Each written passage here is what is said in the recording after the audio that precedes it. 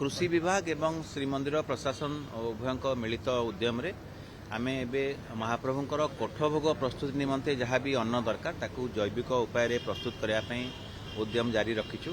से राज्य सरकार तरफ कृषि विभाग द्वारा एक अमृत अन्न प्रकल्पर शुभारंभ कर जो थे प्रारंभिक भाव में आम तीनोटी जगह आरंभ करने आरंभ कर सारीचु।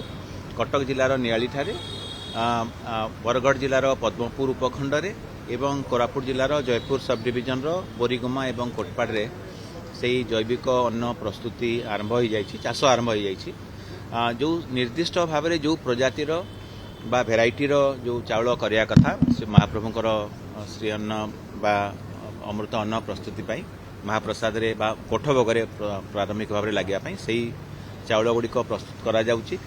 सेतिपई जहाँ प्रशिक्षण दरकार एवं अन्यान्य साहाय्य सहयोग दरकार आम विभाग तरफ संपृक्त अनुष्ठान गुड़िक दौचु। परवर्ती पर्याय ताकू प्रक्रियाकरण कलापर ताकू महाप्रभु कोठभोग लगे आम आशा रखीचु। एवं जो स्वर महास्वर नियोग एवं अन्य सेवा संपृक्त नियोगर जो मैंने सेवक बंधु मैंने अच्छा सांगे आम परामर्श अच्छु से परामर्श अनुजाई यह करा जाउछि। आम आशा रखुचु जे महाप्रभु आशीर्वाद रहिबो एवं प्रारंभिक पर्याय आम जहाँ कोठभोग जैविक चाउल प्रस्तुति बा व्यवहार करने जाऊे आगामी दिन रे ताकू महाप्रसाद रे लगी हेई आनंद बजार बिक्री हो पार।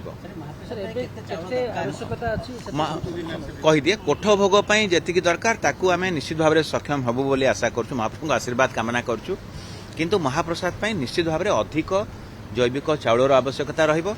तेणु आमर जो स्वर महास्वर नियोग सहित आम जिते वार्तालाप कलु तांकर जहाँ परामर्श रही प्रारंभिक भाव में आम किछिटा मात्रा पूरापूरी नहेले भी आनंद बजार गोटे निर्दिष्ट काउंटर खोलिया आम मनस्थ करूँ। महाप्रभु कृपा रहिले सफल भी हो पारू।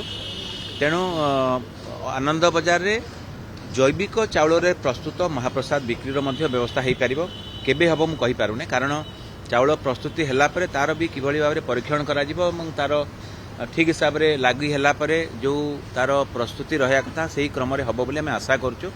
तेणु कोठभोग प्रथमे परवर्ती पर्याय महाप्रसाद गोटे प्रारंभिक पर्याय किछिटा मात्रा जैविक अन्नरू प्रस्तुत महाप्रसाद एवं महाप्रभु कृपा जदि रहिबा आगामी दिन में आम ताको आहुरी व्यापक करबा एवं ताको जैविक उपाय प्रस्तुत हो पार। वर्तमान आम पाखापाखि 500 हेक्टर एकर रे से चाष करा जायछि। आम जेतेबेले कथा होछि एबे खरीफ जेतेबेले चाष अछि किंतु आगामी दिन आहुरी अधिक ताको व्यापक करा से जो प्रथम दफारे आम पद्मकेशरी, गोविंद भोग, झिल्ली चाउल, कलाजीरा इत्यादि ताकू आम परीक्षण करिछु। स्वर मासर नियोगर जो मैंने सेवक अच्छा से क्षेत्र प्रदर्शन करिसंती एवं ताकू चाउल आनिकरी ताकू गत श्रीगुंडीचा यात्रा समय जितेबले श्रीजीव माने श्रीगुंडीचा मंदिर रे अवस्थान करथिले सेतेबेले आड़प जितेबले अभड़ा बाहर से आम परीक्षामूलक भाव में कोठभोग प्रस्तुत करूँ किंतु जहाँ तांकर आसीथिला परामर्श कि अमल हेबार किछि मास परे जाइकि ताकू व्यवहार करियो सांगे सांगे व्यवहार कले जहाँ चाहूचंती से सेही हिसाब से मानकर आसु नाही।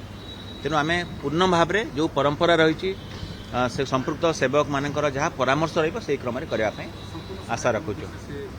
समस्त समर्पण भाव सहित समस्त निष्ठार सहित से जिनस कर आपण को मु गर्वर सहित कहवाई चाहिए किसी जगार आमको एमती भी सूचना आसूँ जो मैंने चाषी मैंने निज तरफ मुग बिरी और अलग भी आम जहाँ भी जैविक उपाय पनीपरिया प्रस्तुत हो पार से आग्रह देखा।